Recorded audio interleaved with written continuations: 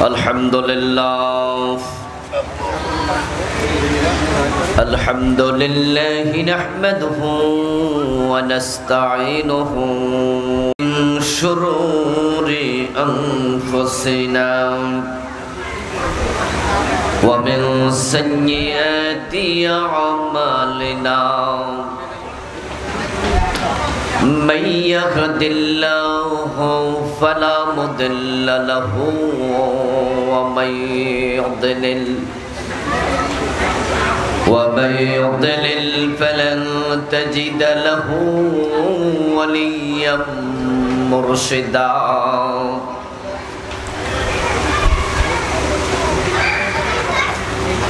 وأشهد أن لا إله إلا الله وأن محمدا عبده ورسوله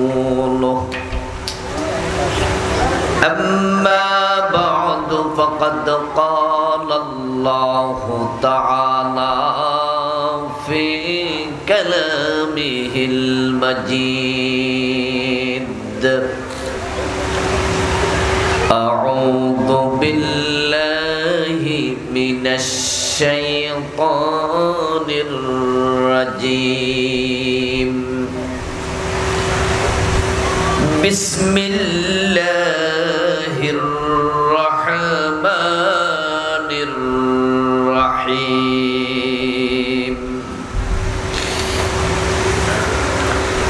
إن الذين آمنوا ثم كفروا ثم آمنوا ثم كفروا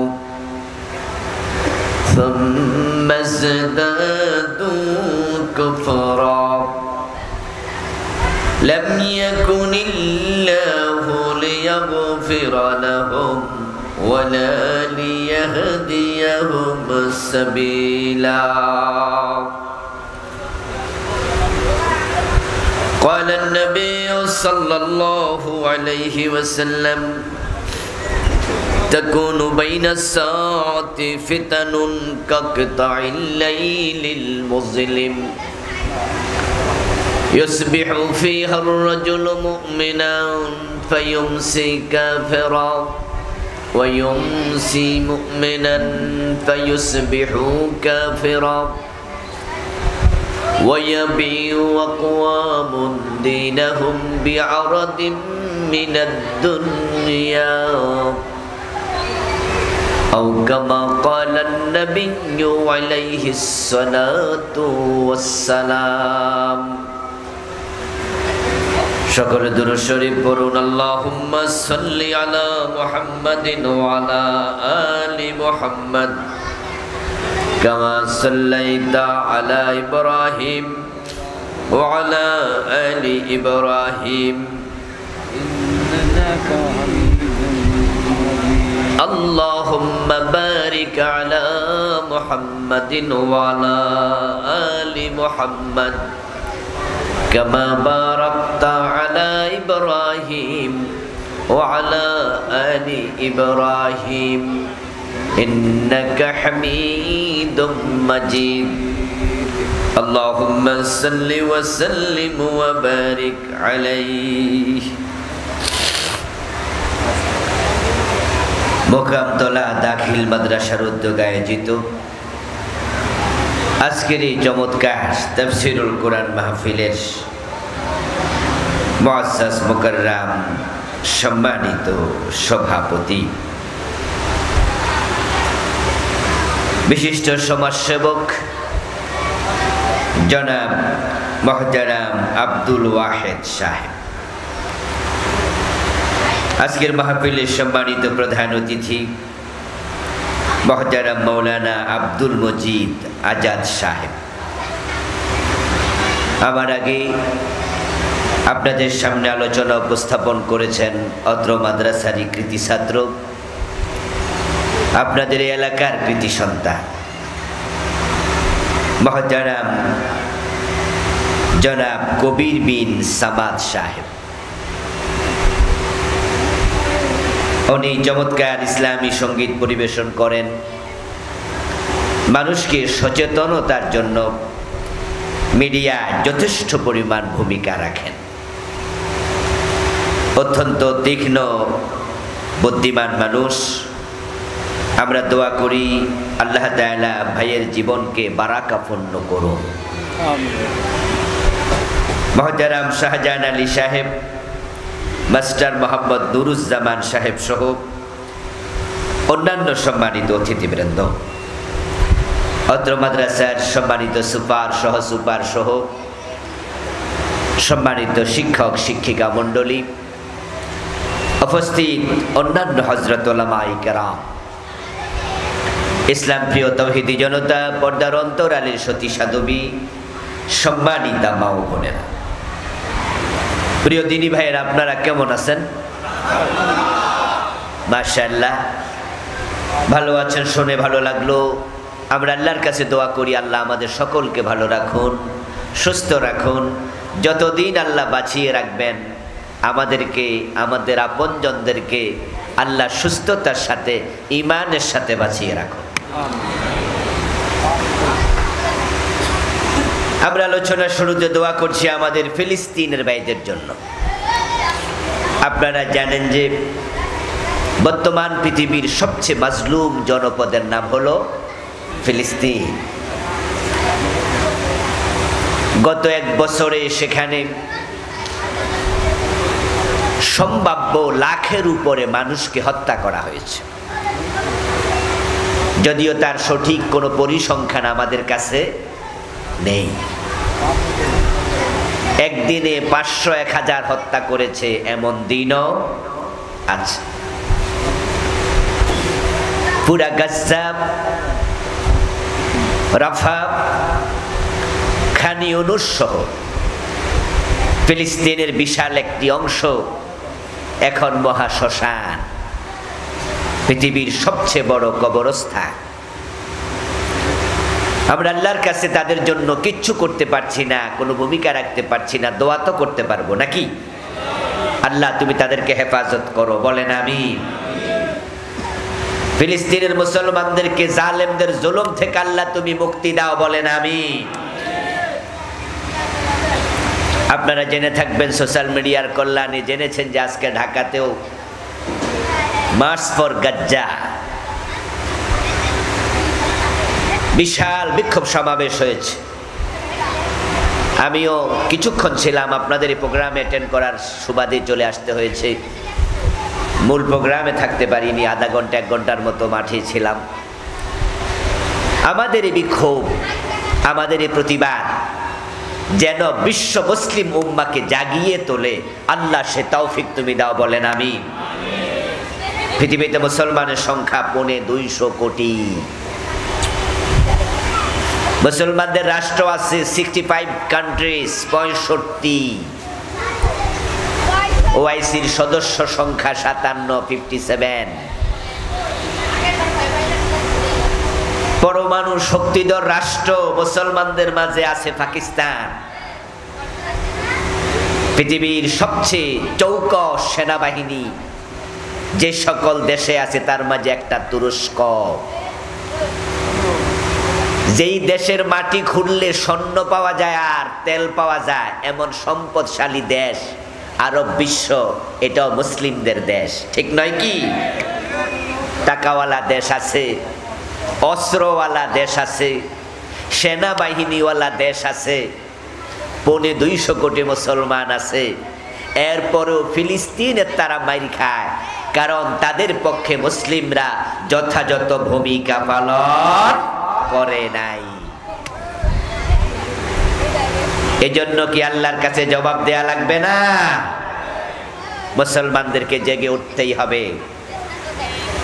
প্রিয় ভাইয়ের, আল্লাহর সাহায্য যদি এসে যায় আমরা আশাবাদী অচিরে মুসলমানরা জেগে উঠবে। ফিলিস্তিন ইনশাআল্লাহ মুক্ত হবে। মসজিদে আকসা আবার মুসলমানদের হাতে ফিরে আসবে। ইসরায়েলের সন্ত্রাসীরা নাস্তানাবুদ হবে ইনশাআল্লাহ। আল্লাহ সবই পারেন। ইন্নাল্লাহ আলা কুল্লি শাইইন কাদির, তার ক্ষমতা অসীম। মানুষ যা কল্পনা করে না এমন ঘটনাও আল্লাহ ঘটান। যেমন আমাদের বাংলাদেশেও তো আগস্টের 5 তারিখে যে ঘটনা ঘটছে, এ ঘটনা ঘটবে আমরা কেউ কল্পনা করছি? যারা দেশ থেকে পালাইছে ওরাও কি পালাবে ভাবছিল? বরং ওরা ঘোষণা করেছে ভিশন 2041, 2000। কথা বলে না কেন ভাইরা? আমার কথা কি আপনারা বোঝেন? তাহলে একটু জবাব টবাব দিয়ে নাকি। তারা ক্ষমতায় থাকতে ঘোষণা করেছে তাদের ক্ষমতার বলয় বিস্তৃত হবে এই দেশ, পরিকল্পিতভাবে তারা তাদের মতো করে আগায়া নেবে। ভিশন 2041,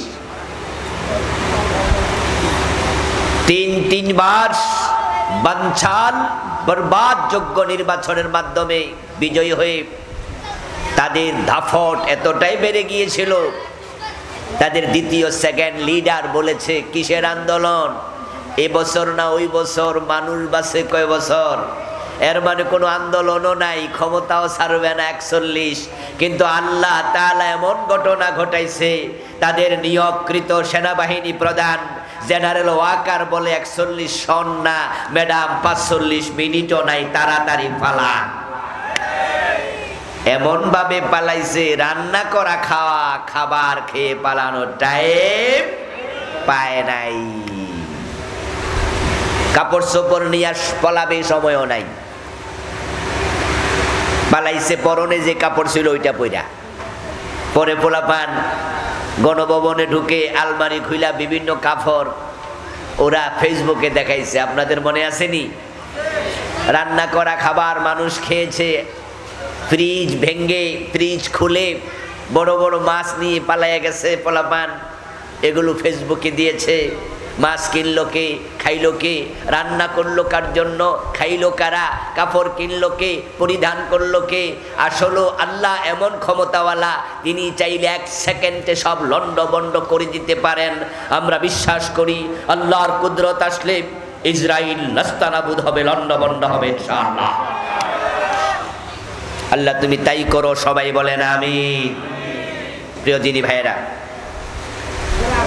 আল্লাহর অশেষ শুকরিয়া যিনি আমাদেরকে আজকের এই চমৎকার মাহফিলে সমবেত হওয়ার তৌফিক দিলেন, আমাদেরকে সুস্থ রাখলেন, পবিত্র কোরআনের কথা বলার মতো, শোনার মতো কোরআন মুখে হৃদয় দিলেন। এই সব নেয়ামতের মালিককে, এজন্য আমরা শুরুতে তাকে কৃতজ্ঞতা জানাই, শুকরিয়া জানাই।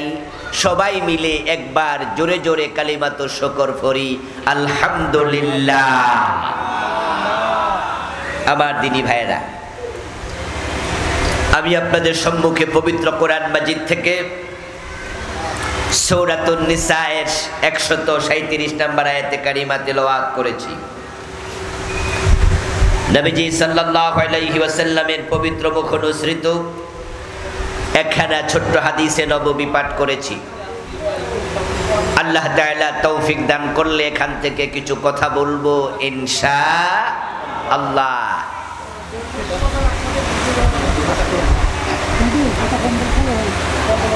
আল্লাহ তাআলা বলছেন, ইন্নাল্লাযীনা আমানু সুম্মা কাফারু, নিশ্চয় যারা ঈমান এনেছে অতঃপর কুফরি করেছে।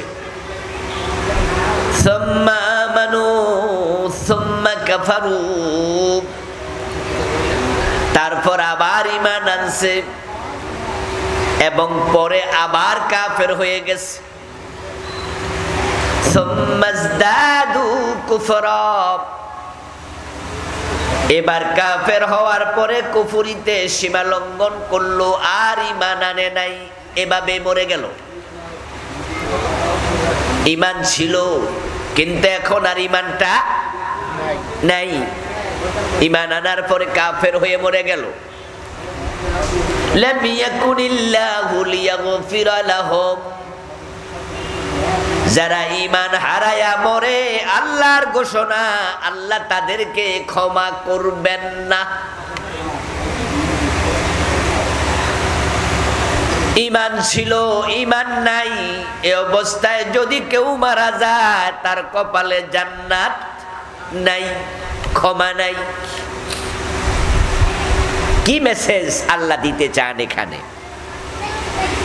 এই আয়াত তো গতকালকে, গত মাসে, গত বছর নাজিল হয়নি, নাজিল হয়েছে আজ থেকে প্রায় 1450 বছর আগে রাসূলুল্লাহর উপরে, সাহাবাদের জমানায়। ঈমান এনেছে, তারপর কাফের হয়েছে, তারপর এভাবে মরে গেছে, তাদের ক্ষমা নাই। তাহলে বোঝা গেল এমন লোক রাসূলের জামানাতেও ছিল। আপনাদের কাছে আমার জিজ্ঞাসা, ঈমান আনার পর যদি মানুষ কাফের হয়, এমন ঘটনা রাসূলের জামানায় ঘটতে পারে, আজকের যুগে এ জাতীয় ঘটনা ঘটার সম্ভাবনা আছে না নাই? আল্লাহ না করুক আজকের মাহফিল আমরা যারা আছি, আমাদের কারো ব্যাপারে যদি সেটা প্রযোজ্য হয় তাহলে উপায় নাই। নবী এবং রাসূল ব্যতীত কারো ঈমানের গ্যারান্টি নাই। খুব ভালো করে শুনেন, নবীর সাহাবাদের ঈমানের পর্যন্ত নিশ্চয়তা নাই, কারণ সাহাবাদের মাঝেও এমন লোক ছিল রাসূলের হাতে কালেমা পড়ার পরে আবার মুরতাদ হয়ে গেছে। কোন নবী কখনো মুরতাদ হবে না, নবী কাফের হবে না, এজন্য নবীদেরকে বলে মাসুম। এই শব্দটা কি আপনারা শুনেছেন? আল্লাহর নবীগণ মাসুম? হ্যাঁ না, কিছু তো কয় না দেখি রে ভাই, শুনেছেন? নবী ছাড়া কেউ মাসুম আছে? ইয়েস, নবী ব্যতীত কেউ মাসুম না। সবারই গুনাহ হতে পারে, ঈমান চলে যেতেও পারে, আপনি এবং আমিও তা থেকে মুক্ত না। নবীজি সাল্লাল্লাহু আলাইহি ওয়াসাল্লামের যুগে একজন ব্যক্তির নাম ছিল ইবনু খাতাল, খা তোয়া লাম, খাতাল। সে রাসূলুল্লাহর হাতে হাত রেখে কালেমা পড়েছিল এবং সে মদিনায় হিজরত করেও এসেছিল, কিন্তু কিছুদিন মদিনায় থেকে কয়েকদিন পরে পালায়া মক্কায় চলে গেছে, ঈমান হারা হয়ে মুরতাদ। ওই ইবনু খাতাল মক্কার বাজারে বাজারে রাসূলুল্লাহ সাল্লাল্লাহু আলাইহি ওয়াসাল্লামের নামে উৎসারটনা করে কবিতা লিখে লিখে সে রাসূলের বদনাম করে বেড়াতো। অথচ কিছুদিন আগে সে কি ছিল? কথা বলেন না কেন? কিছুদিন আগে কি ছিল? আর এখন সে রাসূলের বদনাম করে, কবিতা লিখে রাসূলের বিরুদ্ধে। এই অবস্থায় মক্কা বিজয় হয়ে গেল। রাসূলুল্লাহ সাল্লাল্লাহু আলাইহি ওয়াসাল্লাম মক্কা বিজয়ের দিন তিনি ঘোষণা করলেন, লা তাসরিবা আলাইকুমুল ইয়াউম ওয়া আনতুমুত তুলাকা। ও মক্কার কাফেরেরা, তোমাদের কোনো প্রতিশোধ আমি নেব না, সবাইকে ক্ষমা করে দিলাম, তবে ইল্লা ফুলানান ওয়া ফুলানান ওয়া ফুলানা। কয়েকটা নাম উচ্চারণ করে রাসূল বলেন, অমুক অমুক অমুকের ক্ষমা নাই। হাইসু ওয়াজাদতুমুহুম ফাকতুলুহুম, তাদেরকে তোমরা যেখানে পাও সেখানেই হত্যা করো। কয়েকজনকে রাসূল ক্ষমা করেন নাই, তাদের মাঝে ইবনু খাতালও ছিল, কারণ সে কুফরিতে সীমা লঙ্ঘন করেছে। ইবনু খাতাল যখন এই ঘোষণা শুনল যে প্রিয় নবীজি সাল্লাল্লাহু আলাইহি সাল্লাম অনেক কাফেরকে ক্ষমা করেছে, কিন্তু আমার তো ক্ষমা নাই, তাই সে ঘর থেকে বেরিয়ে এক দৌড়ে সে কাবার অঙ্গনে চলে গেল। কারণ সে জানতো পবিত্র কোরআন মাজিদে আছে কাবার সীমানাতে মারামারি করার অনুমতি নাই। কোরআনে আছে ওয়াং দাখালাহু কানা আমিনা, যে হারামে প্রবেশ করবে সে নিরাপদ। এই কথা সে জানতো। তাই সে মনে মনে ভাবে আমাকে যেখানে পাও সেখানে হত্যা করা হবে, এই হুকুম দেয়া হলো, তাহলে আমি কাবা শরীফে চলে যাই, দেখি মারো কেমনে, আর মারলে তো আল্লাহর কথাও মান্য হবে। এজন্য সে দৌড় মাইরা কাবা শরীফের গিলাফের সাথে বুক লাগাইয়া গিলাফ জড়াইয়া ধরে বসে আছে। সাহাবাই কেরাম রাদিয়াল্লাহু তাআলা আনহু মক্কা বিজয়ের পরে যখন কাবার অঙ্গনে গেলেন, কাবার ভিতরে 360টা মূর্তি ছিল, কাবার বাহিরে মূর্তি ছিল, কাবাটা কাফেরদের দখলে ছিল, কিন্তু মক্কা বিজয়ের পরে এটা কি কাফেরদের দখলে আছে? নাই। মক্কার কাফেররা আল্লাহর ঘর কাবা, এটা ইব্রাহিম আলাইহিস সালামের তৈরি করা ঘর, ওইটাকে জবর দখল করে মনে যেমনে চায় এমনে ব্যবহার করছে। তাওহীদের ঘরকে তারা শিরকের ঘরে পরিণত করছে। ঠিক গত 15 বছর বাংলাদেশটাকে তারা দখল কইরা যা মনে চা তা করছে, ঠিক না? আবু জেহেলদের সাথে ভালোই মিল ছিল গত 15 বছর। এদেশে কত সম্মানী মানুষকে অপমান করছে, কত নিরপরাধ মানুষকে ফাঁসিতে ঝুলাইছে, বিনা দোষে মামলা দিয়া জেল খাটাইছে। এ জুলুম কি যশোরের ইয়া হয় নাই? যে করগাছাতে হয় নাই? আপনাদের পাশের জেলা সাতক্ষীরাতে কত বাড়ি ঘর পর্যন্ত মানুষের বুলডোজার দিয়ে ভেঙে ফেলেছে।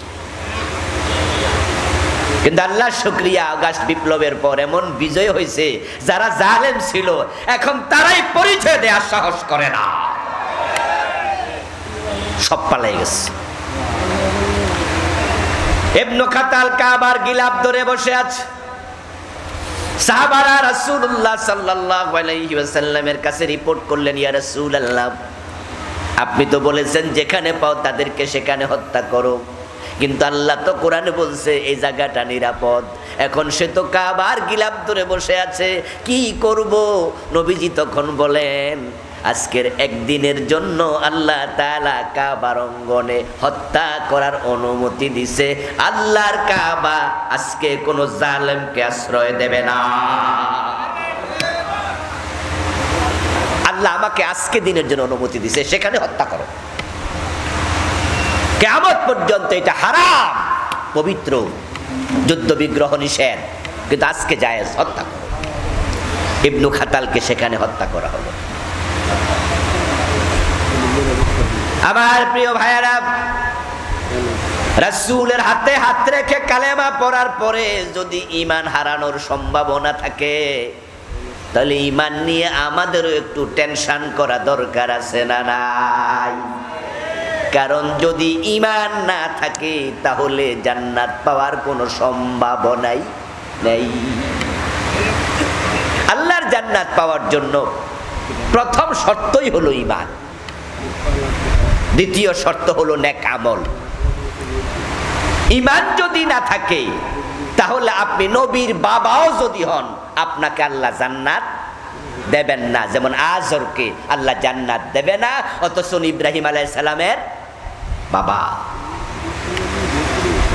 ঈমান যদি না থাকে আপনি নবীর ছেলে হলো জান্নাত পাবেন না। যেমন নূহ আলাইহিস সালামের ছেলে কেনান জাহান্নামী, কারণ কেনান ঈমান আনে নাই। দুইজন নবীর বউ জাহান্নামী, দুইজন নবীর স্ত্রী জাহান্নামী।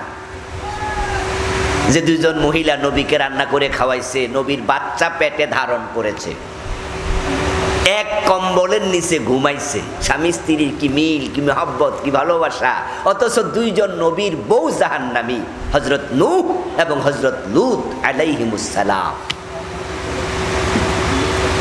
কারণ তারা দুজনে ঈমান আনে নাই। লূত এবং নূহ আলাইহিমাস সালামের স্ত্রী ছিল কাফের। কাফের যদি হয় জান্নাত নাই। এখন আমরা সবাই জান্নাতে যেতে চাই, এই জান্নাতে যাওয়ার জন্যই তো এই মাটির মাঝে এসে মাহফিলে বসে আছেন, ঠিক না? কি যাওয়ার সময় কি খেচুড়ি দেবে, বিরিয়ানি দেবে নাকি?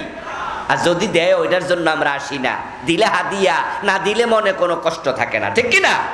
আমরা এসেছি আল্লাহর জান্নাতের পথ কেমনে পাওয়া যায় শোনার জন্য, বুঝার জন্য। ঈমান যদি না থাকে কপালে জান্নাত নাই।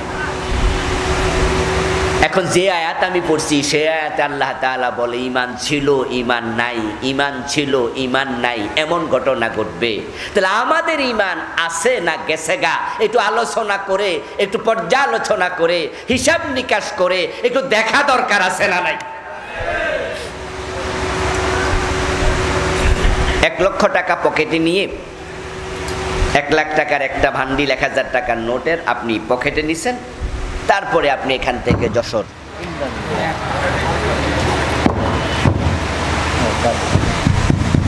আপনি এই জিকরগাছা থেকে যশোর রওনা দিছেন, যেই কোনো একটা জরুরি কাজে 1 লাখ টাকা নিয়ে রওনা দিছেন। আপনি লোকাল বাসে উঠছেন, ওঠার পরে আপনি যশোর যাচ্ছেন, আপনার পকেটে 1 লাখ টাকা আছে, তাই আপনি অন্য দিনের মতো আজকে কিন্তু লোকাল বাসে উঠেই চোখ বন্ধ কইরা ঘুম দেবেন না। আজকে আপনি সজাগ থাকবেন এবং যেই পকেটে টাকাটা রাখছেন ওই পকেটের উপরে হাতটা দিয়া রাখবেন, মাঝে মাঝে চাপ দিয়াও দেখবেন যে কোনো পকেট মার নিল কিনা। যেদিন আপনার পকেটে কোনো টাকা পয়সা নাই, আছে 20, 30, 50 টাকা, ওদিন আপনি ঘুমাবেন নাক ডেকে, অসুবিধা নাই। সেদিন পুরা গাড়িতে পকেট মার 20 জন থাকলে আপনার টেনশন নাই, কিন্তু পকেটে যখন টাকা আছে আপনার সজাগ থাকা উচিত, না হয় কিন্তু টাকা হারিয়ে যাবে। যাদের ঈমান নাই তাদের টেনশন নাই, আমরা যারা ঈমানদার শয়তান ঈমান চুরি করার সম্ভাবনা আছে না না? সাবধান থাকবেন, নচেত যেই কোনো দিন ঈমান চলে যেতে পারে। প্রিয় ভাইরা, قال رسول الله صلى الله عليه وسلم تكون بين الساعة فتن كقطع الليل المظلم।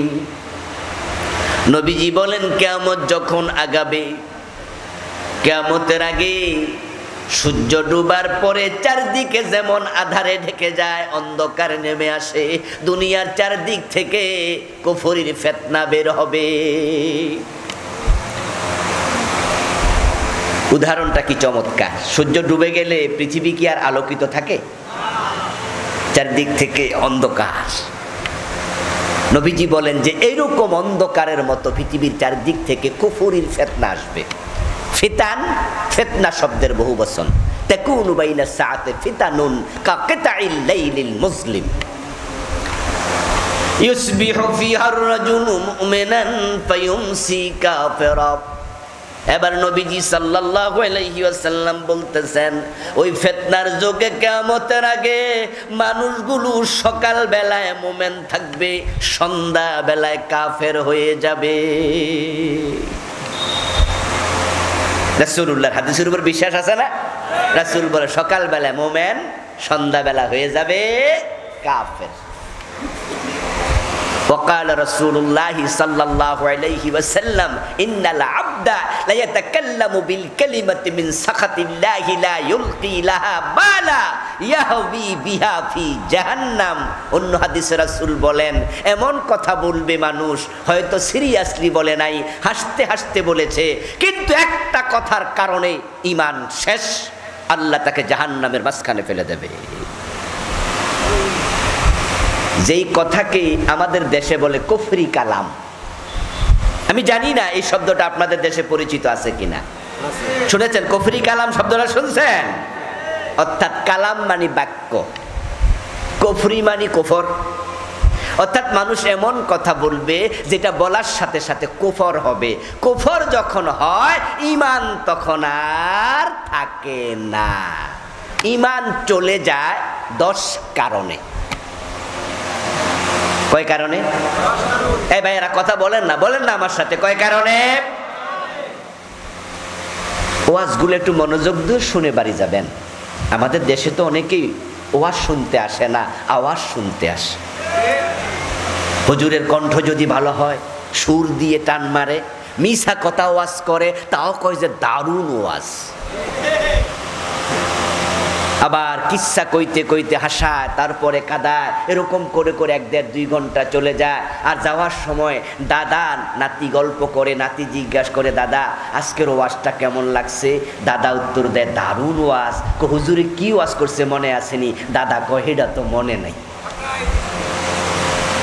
ওয়াজ যা শুনেছে মাঠে রেখে চলে গেছে। এই জাতীয় ওয়াজ আমি করতে অভ্যস্ত নই। দূরত্বের কারণে কম আসি আপনাদের দেশে, মাঝে মাঝে আসি, খুবই কম। আলহামদুলিল্লাহ আমার মাহফিলের শ্রোতাও ভিন্ন। কিসসা শুনতে, কাহিনী শুনতে, সুর শুনতে আসে না। যারা আসে কোরআন হাদিস শুনতে আসে, কারণ হেদায়াতের কিতাব আল্লাহর কোরআন, ঠিক না? 10 মিনিট শুনবেন, আসল কথা শোনেন। একটু আজকে মজা না পান, আমার কণ্ঠ তো খুব ভালো না, আবার একটু সর্দিও লাগছে।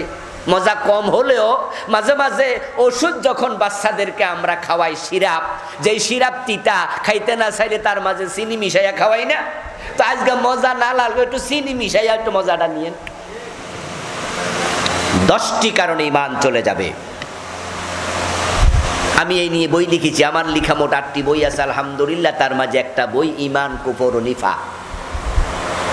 এই বইটা আমি 10 কারণে ঈমান ভাঙ্গে লিখেছি। ও প্রিয় ভাইরা, মক্তবে শিখেছেন ওযু ভাঙ্গার কারণ, মক্তবে শিখেছেন কোন কোন কাম করলে নামাজ ভেঙে যায়, কোন কোন কাজ করলে রোজা ভেঙে যায়। রোজা ভঙ্গের কারণ জানেন, নামাজ ভঙ্গের কারণ জানেন, নামাজে খারাইছেন, এরপরে হঠাৎ করে পেট খারাপ, একটু হাওয়া বাইর হয়ে গেছে, নামাজ কি চলবে না শেষ? নামাজটা ভেঙে গেছে, কারণ ওযুটা শেষ। রোজা রেখেছেন, ওযু করতে গেছেন, ওযু করা অবস্থায় কুলি করার সময় পানি পেটে চলে গেছে, রোজা কি আছে না ভেঙে গেছে? রোজা ভাঙ্গার কারণ শিখেছেন, ওযু ভাঙ্গার কারণ শিখেছেন, নামাজ ভাঙ্গার কারণ শিখেছেন। 10 কারণে ঈমান ভেঙে যায়। এই 10 কারণ কয়জনে শিখেছেন? 100 জন মুসলমানের 90 জনই জানে না।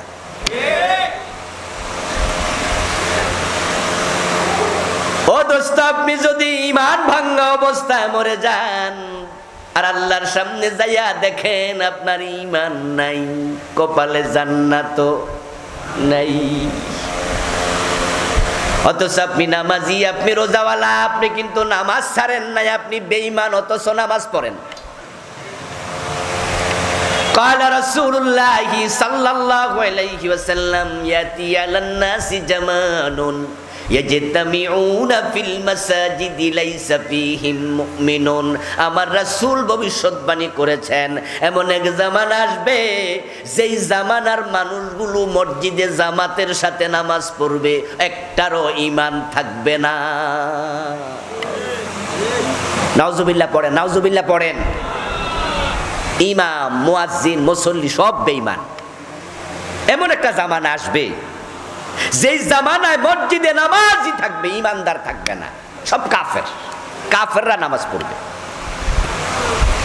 রাসূলুল্লাহর এই হাদিস, এমন একটা জামানা আসবে। আপনাদেরকে জিজ্ঞাসা করি, একটু বলেন তো, ওই জামানা আসবে না এসে গেছে? ইয়েস, এসে গেছে। কারণ বাংলাদেশে আমি এমন মসজিদ চিনি যে মসজিদের ইমাম কাফের, মুয়াজ্জিন কাফের, মুসল্লি সবগুলা কাফের। এই মসজিদ আপনারাও চিনবেন, যদি ঢাকায় যান তাহলে বকশীবাজার একটা জায়গা আছে, মাদ্রাসা আলিয়ার পাশে, মাদ্রাসা বোর্ডের পাশে। ওই বকশীবাজারে মাদ্রাসা আলিয়ার কাশগড়ি হলের সামনেই একটু দূরে একটা মসজিদ আছে কাদিয়ানীদের, আহমদিয়া মুসলিম জামাত কাদিয়ানীদের মসজিদ। ইমামও কাদিয়ানী, মুয়াজ্জিনও কাদিয়ানী, মুসল্লিও কাদিয়ানী, নামাজ পড়ে 5 ওয়াক্ত। আওয়াজ করে বলুন তো, কাদিয়ানী মুমিন না কাফের? তাহলে কাদিয়ানী ইমাম 5 ওয়াক্ত নামাজি, কিন্তু ইমাম সাহেব কাফের। এখন প্রশ্ন হতে পারে, কাদিয়ানী কেন কাফের, ইমান কেন নাই?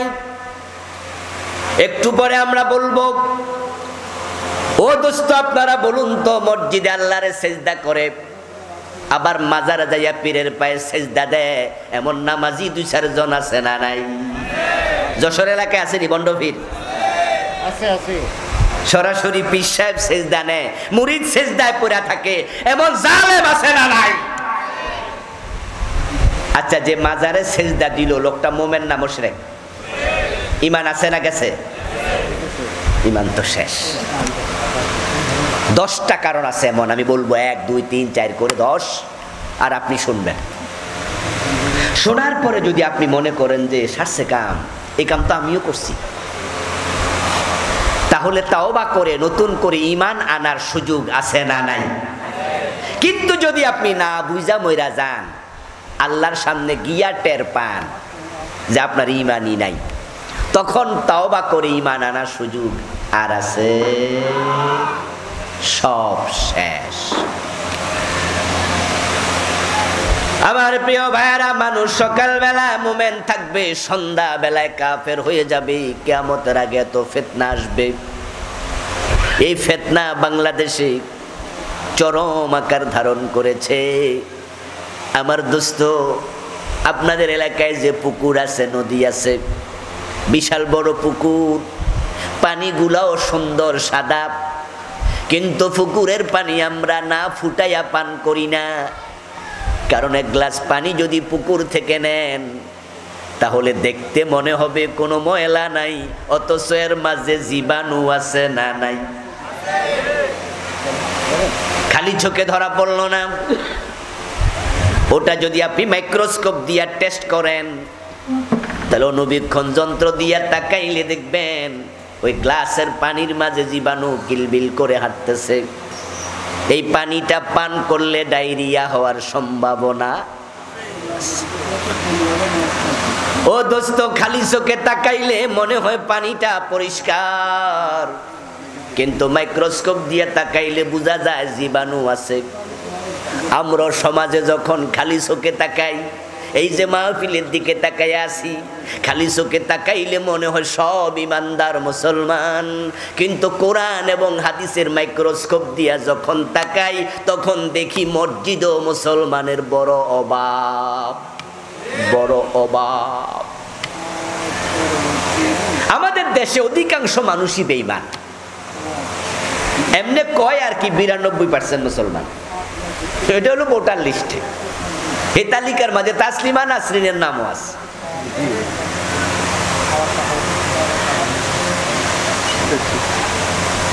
%92 মুসলমান। কয় কিরে?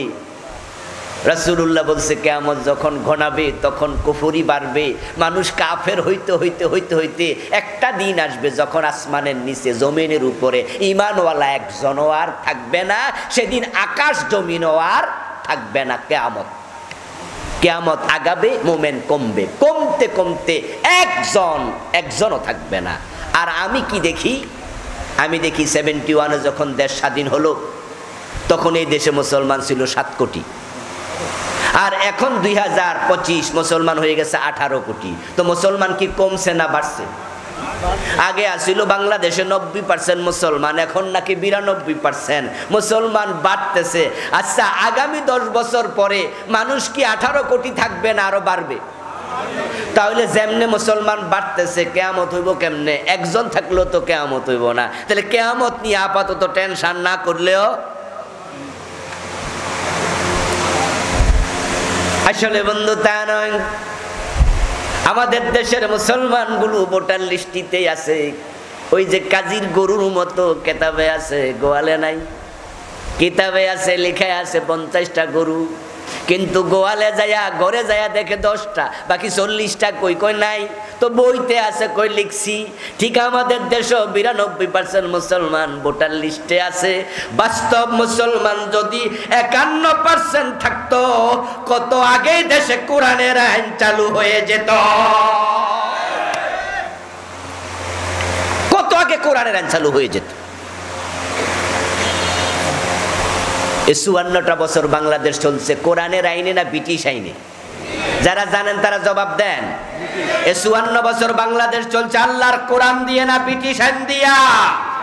তো ব্রিটিশ আইন মানলে তুমি আল্লাহর গোলাম হইলা কেমনে? আমার রাসূল যখন মদিনার প্রেসিডেন্ট ছিলেন 10 বছর, তখন তিনি মদিনা নামক ইসলামী রাষ্ট্রটা চালাইছে নিজের মন মতো না কোরআন মতো? তা আপনি না রাসূলের উম্মত, আপনি না মুমিন, আপনার দেশ কেন চলবে ব্রিটিশ আইনে? কোরআনে আছে চোর ধরে হাত কাটো, আপনার সংবিধান বলে চোর ধরে জেলে দাও। কোরআনে আছে মদ, হাদিসে আছে মদ পান করলে 80 বেত লাগাও। আপনার সংবিধান বলে মদ পান করলে অসুবিধা নাই, সরকার যদি অনুমতি দেয়, যেমন শেরাটন সোনারগাঁ হোটেলে মদের বার আছে না নাই? শেরাটন আর সোনারগাঁতে 2 কাপ মদ খাইলে কোনো বিচারও নাই, পুলিশে ধরতেও যায় না।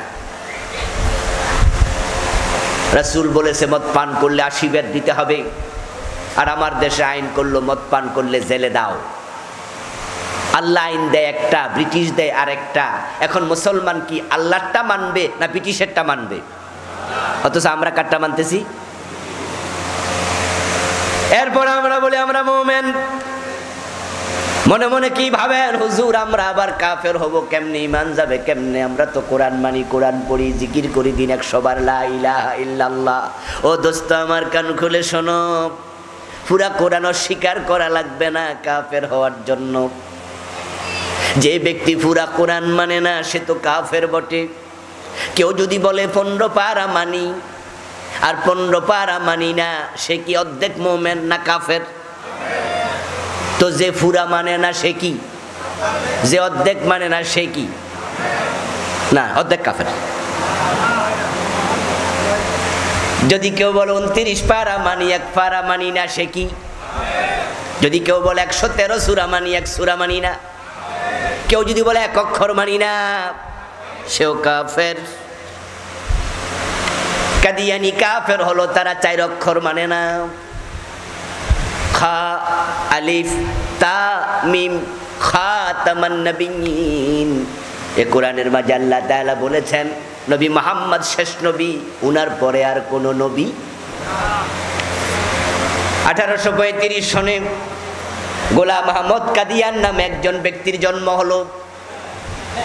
যৌবনে পদার্পণ করার পরে হঠাৎ করে লোকটা একদিন দাবি করলো সে নাকি আল্লাহর নবী। নাউজুবিল্লাহ পড়বেন না?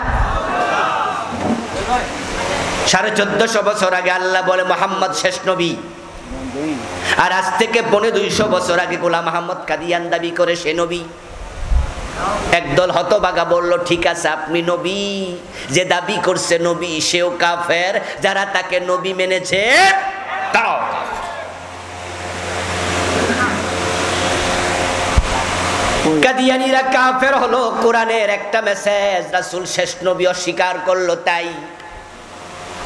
আর বাকি ইসলাম পুরাটা কাদিয়ানীদের মাঝে আপনি পাবেন। তারাও 5 ওয়াক্ত নামাজ পড়ে আমাদের মতোই, তারাও রোজা রাখে, তারাও হজ করে, তারাও যাকাত দেয়, তাদেরও টুপি দাড়ি পাজামা পাঞ্জাবি পাগড়ি মেসওয়াক সব আছে।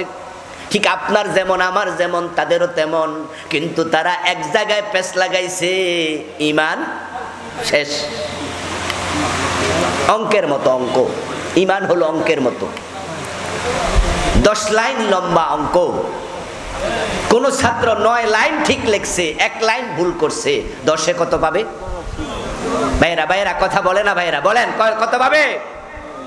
আরেক ছাত্র 10 লাইনে 10 ভুল করছে, সে কত? আরেকজন লেখে নাই। দেখেন, না লিখলো 0, ভুল 1টা করলো 0, 10টা করলো 0, 5টা করলো 0। অঙ্কে কোনো ভুল গ্রহণযোগ্য না। বিসমিল্লাহর বা থেকে মিনাল জিন্নাতি ওয়ান নাসের সিন পর্যন্ত এই কোরআনে যা আছে সব মানা লাগবে। একটা স্বীকার করলে ঈমান থাকবে না, কুফর হয়ে যাবে। কাদিয়ানী তারা কাফের, একটা বিধান মানলো না। আপনাদের কাছে আমি প্রশ্ন করতে চাই, জবাব দিয়েন যারা জানেন। ইবলিস শয়তান সে মুমিন না কাফের? ইয়েস। আবা ওয়াস্তাকবারা ওয়া কানা মিনাল কাফিরিন, সেও কাফের। এবার বলুন তো ইবলিস আল্লাহর কয়টা আইন মানে নাই? মাশাআল্লাহ, জোরে বলেন না কয়টা? আচ্ছা আমরা মানি না কয়টা? হিসাব মিলাইয়েন কিন্তু। قال رسول الله صلى الله عليه وسلم الكيس من دان نفسه وعمل لما بعد الموت। নবীজি সাল্লাল্লাহু আলাইহি সাল্লাম বলেন দুনিয়ার সবচেয়ে সচেতন চালাক ওই আল্লাহর বান্দা যে আত্মসমালোচনা করে, নিজেকে কন্ট্রোলে রাখে, নিজের দোষ নিজে খুঁজে বেড়ায়, তারপরে তাওবা করে, সে হলো চালাক। আমরা কি নিজের দোষ খুঁজি না মানুষের দোষ খুঁজি? এটা হলো ব্যাককলের লক্ষণ। আর যে নিজের দোষ খোঁজে এটা হলো চালাক লোকের লক্ষণ। প্রিয় ভাই আমার, কওমি আলিয়া মাযহাবি লা মাযহাবি, কে আমি লা কে আমি, আটরশি দেওয়ান বাগ সরসিনা সর্বনাই, পীরের মুরিদ গাইরে মুরিদ, আমরা যত আলেম ওলামা আছি সবাই মিলে কাদিয়ানিরে কাফের ফতুয়া দিলাম, কারণ তারা আল্লাহর একটা বিধান মানে না। শয়তান রে কাফের বলে দিলাম, কারণ শয়তান আল্লাহর একটা আইন মানে নাই। আল্লাহ বলেছিলেন আদম রে সিজদা করো, শয়তান কয় করমু না, ঈমান শেষ। এবার আল্লাহ কয় সরু ধরে হাত কাটো, 54 বছরে কাটলেন না। আল্লাহ বলে জেনা করলে 100 বেত লাগাও, বিবাহিত হলে পাথর মারো, রাসূল শিখাইছেন, মানলেন না। ডাকাতি করলে শুলে চড়াও, এই আইনও মানলেন না। মদ পান করলে 80 বেত লাগাও, রাসূলুল্লাহর এই আইন মানলেন না। আল্লাহ কোরআনে বলে আলা লাহুল খালকু ওয়াল আমরু, সাবধান, সৃষ্টি যার, আইন চলবে শুধু তার। 54 বছর আল্লাহর আইন দিয়া বাংলাদেশ একদিনও চালাইলেন না। শয়তান একটা মানে না, সে কাফের। আর নিজেরা ডজন ডজন বাদ দিলেন, ঈমান আদৌ আছে নাকি?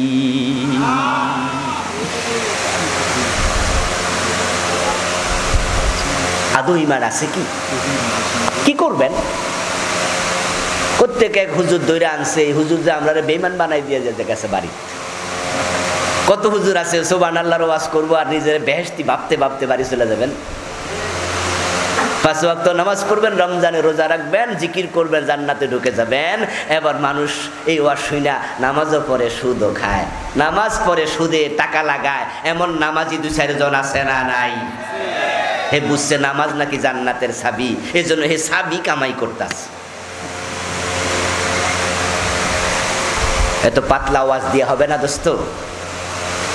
নামাজ জান্নাতের চাবি হাদিসে আছে, যদিও হাদিসটা জয়ীফ আছে, তিরমিজির হাদিস এটা, কিন্তু কোরআনে আছে ফাওয়াইলুল লিল মুসাল্লিন, কিছু নামাজি ওয়াইল দোজকে যাবে, সকল নামাজি চাবি পাবে না।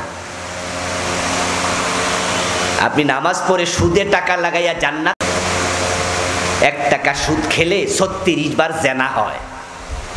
মান আকালা দিরহামা রিবা ওয়া হুয়া ইয়ালাম আন্নাহু ওয়াশাদ্দু মিন 36 জিনা। 1 টাকা সুদ খেলে 36 বার জেনার গুনাহ হবে। 100 টাকা সুদ খেলে 3600 বার জেনার গুনাহ হবে। 1000 টাকা সুদ খেলে 36,000 বার জেনার গুনাহ হবে। লিররিবা 73 বাবা আইসারুহা আন ইয়ানকিহুর রাজুলু উম্মা। নবীজি সাল্লাল্লাহু আলাইহি সাল্লাম বলেন যে সুদ খেলে 73টা গুনাহ হয় বড় বড়, সবচেয়ে ছোটটা হলো নিজের মায়ের সাথে জেনা করা। এই নামাজি অধ্যক্ষে ইসলাম লইয়া কোথায় যাচ্ছ তুমি? কোরআনের কিছু মানবেন, কিছু মানবেন নাই, সিস্টেম নাই। আফাতুমিনুনা বিবাদিল কিতাবি ওয়া তাকফুরুনা বিবাদিন ফামা জাযা। আল্লাহ বলে কোরআনের কিছু মানবা, কিছু মানবা না। নামাজ মানলা, রোজা মানলা, চোর ধরে হাত কাটা কেন মানো না? আল্লাহর জমিন আল্লাহর আইনে চালাতে হবে, কেন মানো না? ফামা জাযা, অধিক্কা মানলে আল্লাহ বলে আমার কাছে তার কোনো প্রতিদান নাই। অধিক্কা ইসলাম আল্লাহ নেয় না, আল্লাহ ঠেকায় পড়ে নাই, আল্লাহ ঠেকায় পড়ে নাই। এখানে তো বিবাহিত লোকের সংখ্যাই বেশি। আচ্ছা, যারা বিবাহ করে নাই তারাও তো তাদের মা আছে, বাবা আছে, ভাই বোন বিয়ে করছে, চিনে। আচ্ছা, আপনার বউ আপনার বাড়িতে থাকলে আপনার সব কথা শোনে, কিন্তু যখন শ্বশুর বাড়ি আপনার সাথে বেড়াইতে যায় একটা কথাও শোনে না। আচ্ছা, এই বউলিয়া সংসার চলে তো? আপনি তো আশ্চর্য হইয়া কইবেন কি তারে হোর বাইত গেলে যে কথাই শোনে না। তা আপনি নিশ্চয়ই হেরে জিগাই বেড়া, তোমারে কি এই বাড়িতে আইলে ভূতে ধরে? কইবেন না? কইবেন না যে আমাদের বাড়ি থাকলে যে যা কই তা শোনো, কিন্তু এই বাড়িতে বেড়াইতে আইলে কোনো কথাই শোনো না। আমি দেখাই এদিকে, তুমি যাও এদিকে। এই বাড়িতে কি ভূতে ধরে তোমারে? হইছেটা কি তোমার? আপনি তাকে নিশ্চয়ই প্রশ্ন করবেন, কেন করো? মসজিদে যখন যাও আল্লাহ ছাড়া কারো আইন মানো না, আদালতে যখন যাও আল্লাহর আইন একটা রায়ও দেও না।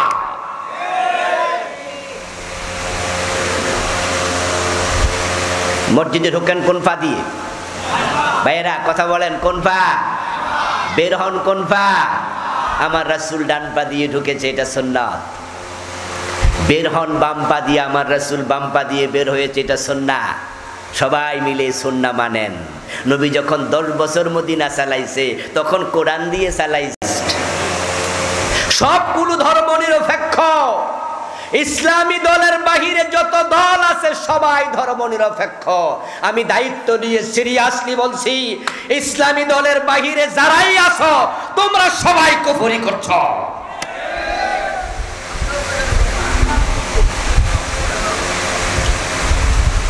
আমি আমার এই বইতে সেকুলারিজমের সংজ্ঞা লিখেছি। সেকুলারিজম কি?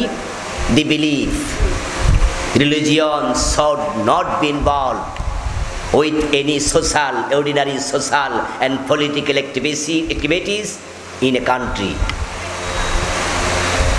কেমব্রিজ ডিকশনারির বরাত দিয়ে আমার বইতে আমি সেকুলারিজমের সংজ্ঞা যে লিখলাম, নিরপেক্ষতা হচ্ছে ওই বিশ্বাস, বিশ্বাস, বিশ্বাস কর্ম নয়। বিশ্বাসের নাম ঈমান।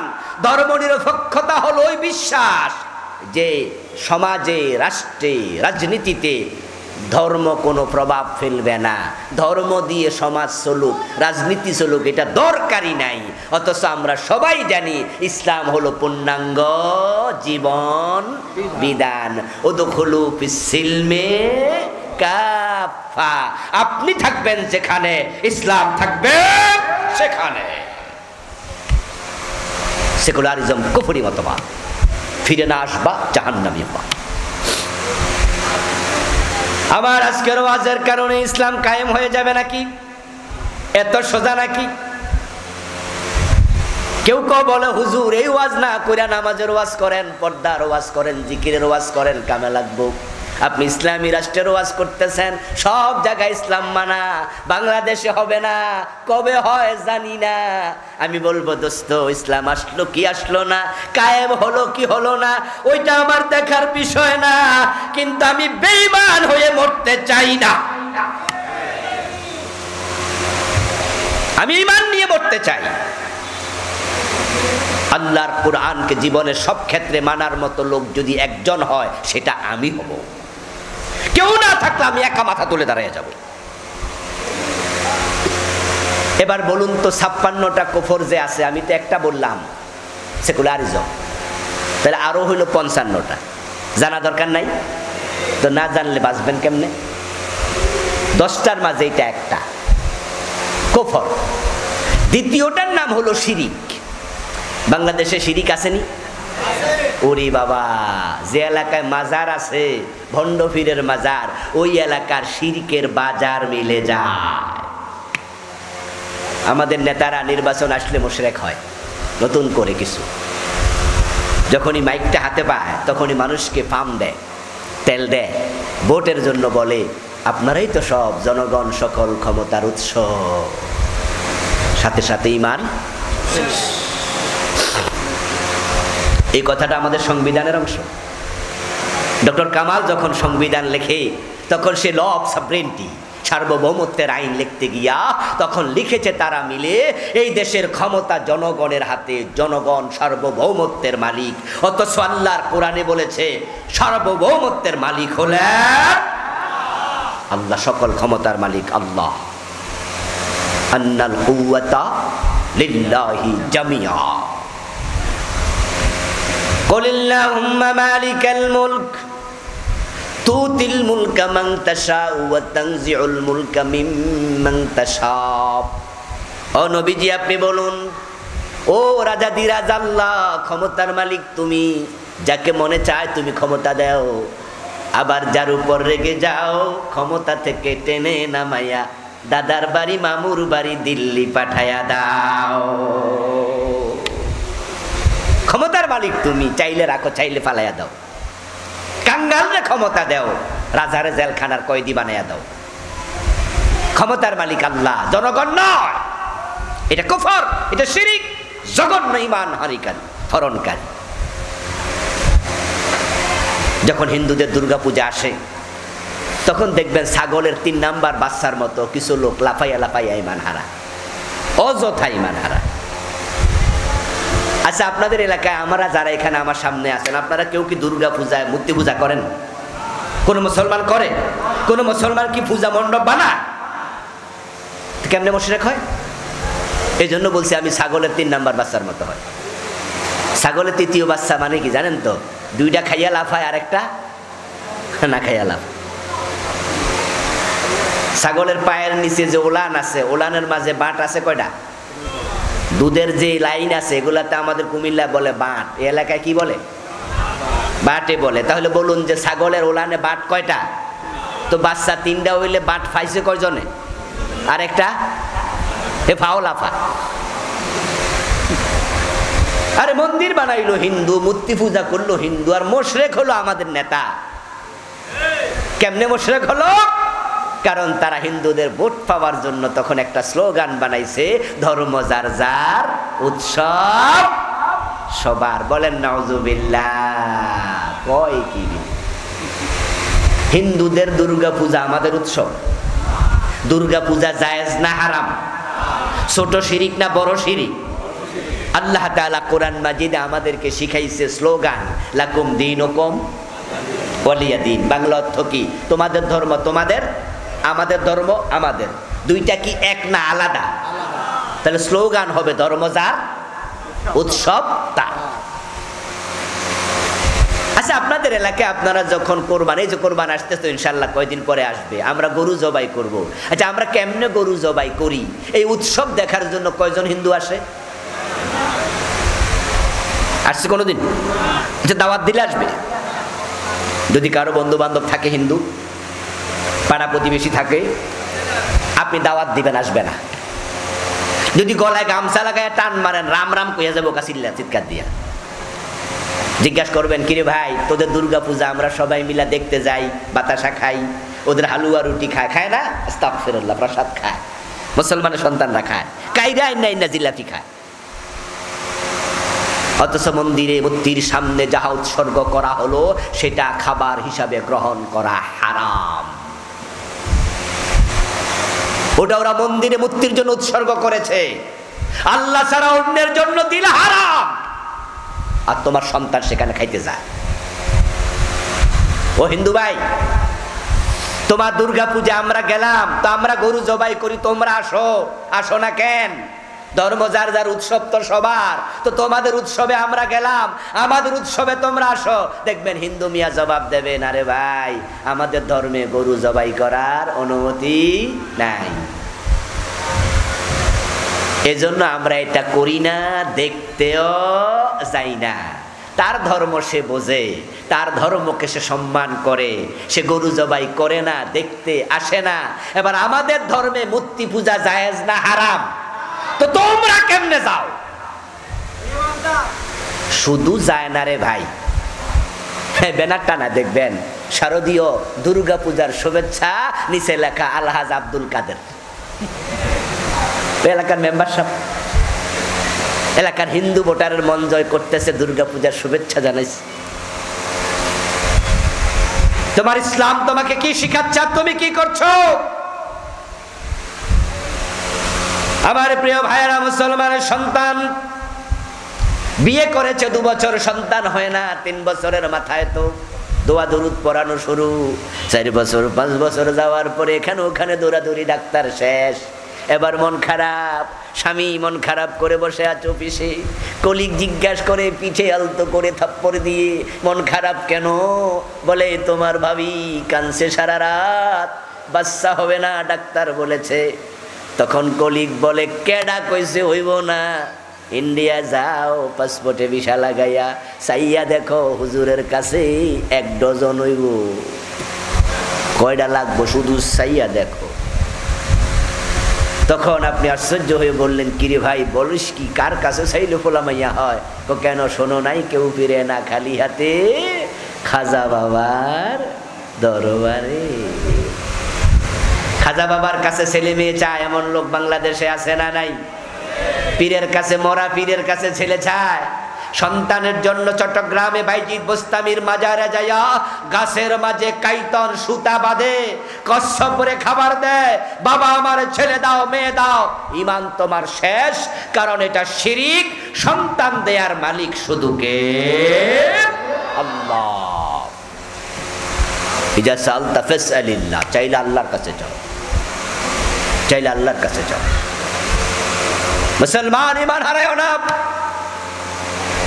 আমি শিরিক নিয়ে একটি আলাদা বই লিখেছি, ওই বইতে 29টা শিরিক লিখেছি। এই বইয়ের মাঝেও সেগুলো সংক্ষেপে এনেছি। শিরিকগুলো চিনবেন, আমার বইয়ের নাম প্রচলিত শিরিক। এক দুজন ভাই পড়েছে, জানে। বিভিন্ন রাইটাররা লিখেছে, পড়বেন। কারণ শিরিক যদি ঢুকে যায় ঈমান থাকে না। Very sensitive. ক্যান্সারের জীবাণু দেহে ঢুকলে যেমন বিপদ, শিরিক ঢুকলে আরো বেশি বিপদ। ঈমান চলে যাবে। তৃতীয় কারণ নেফাক। প্রথমটা ছিল কুফর, দ্বিতীয়টা শিরিক, তৃতীয় কারণ নেফাক ইতিকাদি। যদি অন্তরে মুনাফিকি ঢোকে, ঈমান থাকবে না। 4 নাম্বার। এখন মুনাফিকি কি বলার সময় নাই, 12টা বেজে গেছে।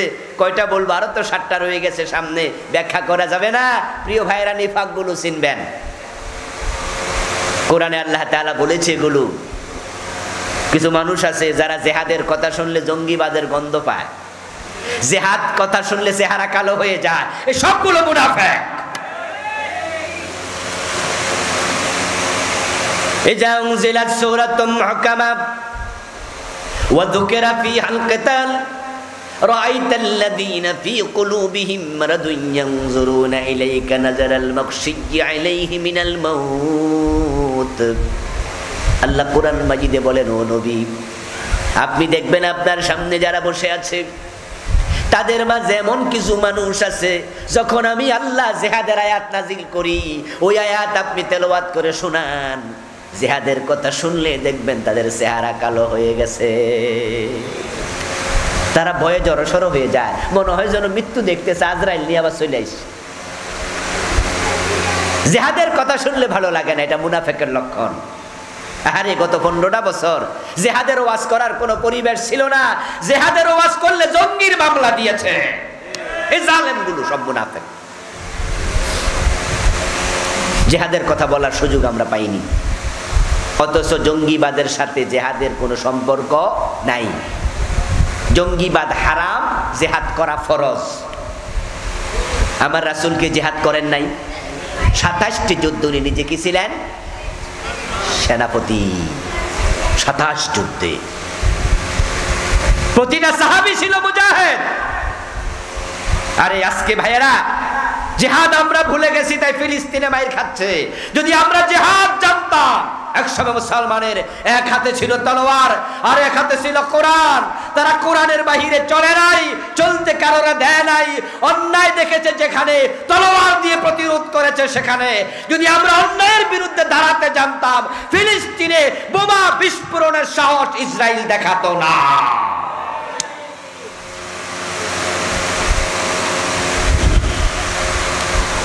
ফিলিস্তিনের মুসলমান মাইর খাচ্ছে, ওটা দেখে আমরা আজকে বিশাল সমাবেশ করলাম।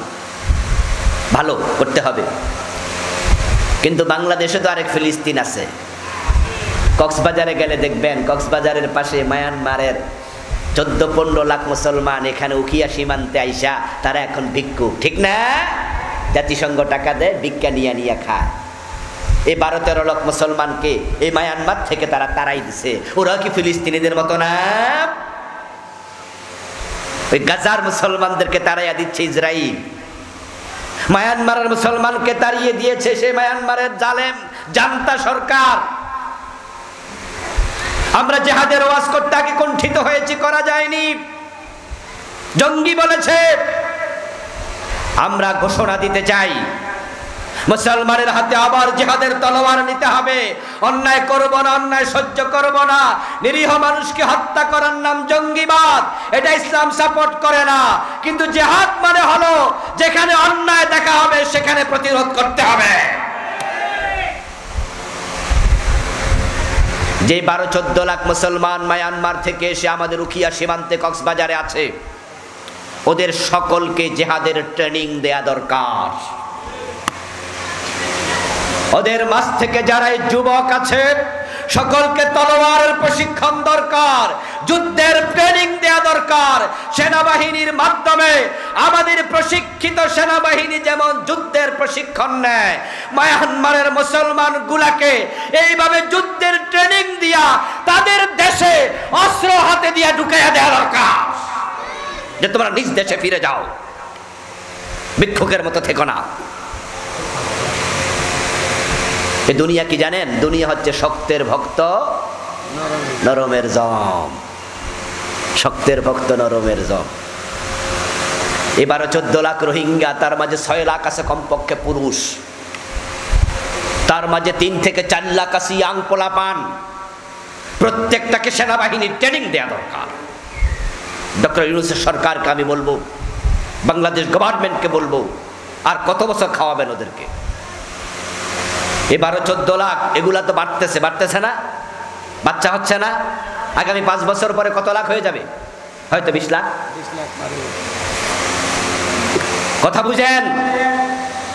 আগামী 5 বছর পরে সেটা যদি 20 লাখ হয়ে যায়, 10 বছর পরে হয়ে যাবে 30 লাখ। হঠাৎ যদি কোনো কারণে জাতিসংঘ তাদের সাহায্য বন্ধ করে দেয়, এই 30 লাখ লোক তখন খাওয়াবে কে? আমাদের দেশের কি টাকা কি বাইয়া পড়তেছে? এই 40 লাখ লোককে খাওয়াবে। তখন খাবারের অভাব দেখা দিলে পেট কোনো আইন মানে না। ওই 12-14 লাখকে বন্দী করার জন্য, নির্দিষ্ট এরিয়ায় রাখার জন্য কাঁটা তারের বেড়া দিয়েছ। এই বেড়া তারা ভেঙে তখন আমাদের বাংলাদেশে ঢুকবে, চুরি ডাকাতি শুরু করে দেবে, পুরা দেশ অস্থির হয়ে যাবে। জাতিসংঘের মাধ্যমে প্রফেসর ইউনূস প্রস্তাব রেখেছে মায়ানমারে তারা আবার ফিরিয়ে নেবে। ইতোমধ্যে 1,80,000কে ফিরিয়ে নিতে রাজি হয়েছে। আমরা বলবো চাপ প্রয়োগ করো, নিতে রাজি না হলে অস্ত্র দিয়ে ট্রেনিং শিখায় তাদেরকে পাঠাও, তারা জিহাদ করে নিজ দেশে বেঁচে থাকুক। ইসলামে জিহাদ হচ্ছে অন্যায়ের বিরুদ্ধে কথা বলা। আমার বন্ধু মুনাফিক জিহাদ পছন্দ করে না। মুনাফিক যারা, তাদের আরেকটি বড় আলামত হলো আল্লাহর আইনের কথা বললে আল্লাহর আইন তাদের কাছে পছন্দ হবে না। ইযা কিলা লাহুম তাআলাউ ইলা মা আনজালাল্লাহ ওয়া ইলার রাসূল রাআইতাল মুনাফিকিনা ইয়াসুদ্দুনা আনকা সুদুদা। আমার ভাইয়েরা, মুনাফিকের আলামত কি? কেমনে বুঝবেন কে মুনাফিক? আপনি মুনাফিক কিনা নিজেরে নিজে কেমনে বুঝবেন? শুনেছেন তো 3টা। মিথ্যা বলবে, ওয়াদা করলে খেলাপ করবে, আমানত রাখলে খেয়ানত করবে। অথচ আমার বইতে আমি মুনাফিকের আলামত লিখছি 28টা, 3টা শিখছেন, বাকি 25টার কি খবর? আল্লাহর সামনে যাওয়ার পরে, ধরা খাওয়ার পরে আল্লাহরে বলে দেবেন যে আল্লাহ আমি তো জানি না। আর আল্লাহ বলবে ও ব্যস্ত ছিলা তো, জানতে টাইম পাও নাই, বেহেশতে চলে যাও। এত সোজা? জানা, শিখা, এলেম অর্জন করা নফল না ফরজ? শিখতেই হবে। 3 নাম্বার। 4 নাম্বার হচ্ছে যাতে ঈমান চলে যাবে, সেটা হলো রাসূল ছাড়া কাউকে আদর্শ হিসাবে গ্রহণ করলে। আমাদের সবার জন্য আদর্শ একমাত্র মুহাম্মাদুর রাসূলুল্লাহ। কোন নেতাকে আদর্শ বানানো যাবে না। অথচ আমাদের দেশের পোলাপান দেখবেন যে ঘরের মাঝে সুন্দর করে ব্যানার বানায় লেখা রাখে, আমি অমুকের আদর্শের সৈনিক, অমুক আমার আদর্শ, অমুক তমক। নবী মুহাম্মদ ছাড়া অন্য কাউকে আদর্শ মানলে ঈমান থাকবে না। লাকাদ কানা লাকুম ফি রাসূলিল্লাহি উসওয়াতুন হাসানা। নবীজির মতো মহান নেতা থাকতে কে নেতা হয়? কে তোমার আদর্শ হয়? সাবধান মুসলমান। 5 নাম্বার, আল্লাহর কাছে যাওয়ার জন্য কোনো মাধ্যম গ্রহণ করলে ঈমান শেষ। বান্দার সাথে আল্লাহ সম্পর্ক হবে ডিরেক্ট, ফাজকুরুনি আযকুরকুম। কিন্তু আমাদের দেশে কিছু ফির আছে, মাঝখানে এসে খাড়াইয়া যায়।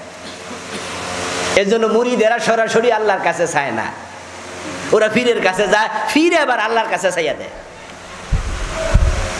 মক্কার মুশরিকদের চরিত্র ছিল। তারা যখন মূর্তি পূজা করত, আল্লাহ তাআলা তখন রাসূলের কাছে আয়াত নাজিল করেছেন, ও নবী মুহাম্মদ, তাদেরকে প্রশ্ন করুন, আকাশ এবং জমিন কে বানাইছে? তোমাদের মূর্তি? তারা বলবে, না না, আকাশ জমিন বানাইছে ইয়াকুলুনাল্লাহ, আল্লাহ বানাইছে। এই মূর্তি আসমান বানাইতে পারবে না, এই মূর্তি তো আমরা নিজ হাতে বানাইছি, এগুলো কেমনে আসমান বানাবে? তাহলে সেজদা ওদেরকে দাও কেন? তখন তারা জবাব দেবে, মা না'বুদুহুম ইল্লা লিয়ুকাররিবুনা ইলাল্লাহি যুলফা, আমরা মূর্তির পূজা করি কারণ তারা আল্লাহর কাছে আমাদেরকে সুপারিশ করবে, মাধ্যম বানাইছি। এই জন্য আপনাদের যার যা প্রয়োজন ডাইরেক্ট আল্লাহর কাছে চাইবেন, কোনো মাধ্যম দরকার নেই। ইজা সাআলাকা ইবাদি আন্নী ফাইন্নী করিব উজিবু দাওয়াতাদ দাঈ ইযা দাআন। আল্লাহ বলে, যখন বান্দা আপনার কাছে এসে আমার ব্যাপারে প্রশ্ন করবে আমি কোথায়, আপনি জবাব দেন আমি খুব কাছে আছি। মানুষ যখন চায় কিছু বলে, আমি সাথে সাথে জবাব দেই। সুবহানাল্লাহ পড়েন। দুনিয়ার অফিস 8 ঘন্টা খোলা আর বাকি সময় বন্ধ। যখন রাত গভীর হয়, পৃথিবীর সকল অফিস আদালত বন্ধ হয়, মহান আল্লাহর অফিস খোলা 24 ঘন্টা। লা তাখুযুহু সিনাতুন ওয়ালা নাওম। তিনি তন্দ্রাও যান না, ঘুম তো দূরের কথা, তিনি সদা সচেতন সজাগ। আপনি চাইতে দেরি, তিনি ডাকে সাড়া দিতে দেরি নাই। এই জন্য কোনো মাধ্যমের প্রয়োজন নাই।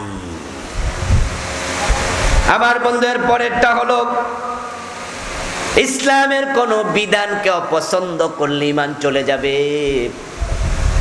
ছেলেটা পছন্দ হয়েছিল মেয়ের জন্য, কথাবার্তাও ঠিক হয়েছে, কিন্তু সমস্যা হলো ফোলার মুখে দাড়ি আছে।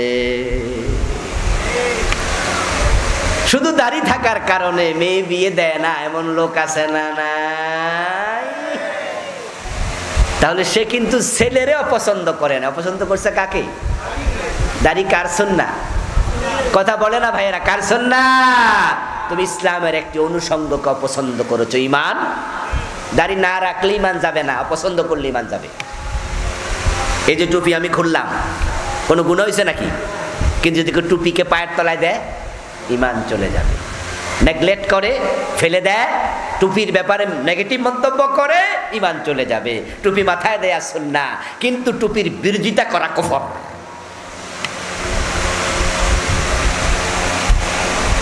কুফরি চিনতে হবে ভাই, না চিনলে চলবে না। আমাদের দেশে একটা অ্যাডভার্টাইজমেন্ট আছে এইডস রোগের, এইডস। সে অ্যাডভার্টাইজটা হলো, বাঁচতে হলে জানতে হবে।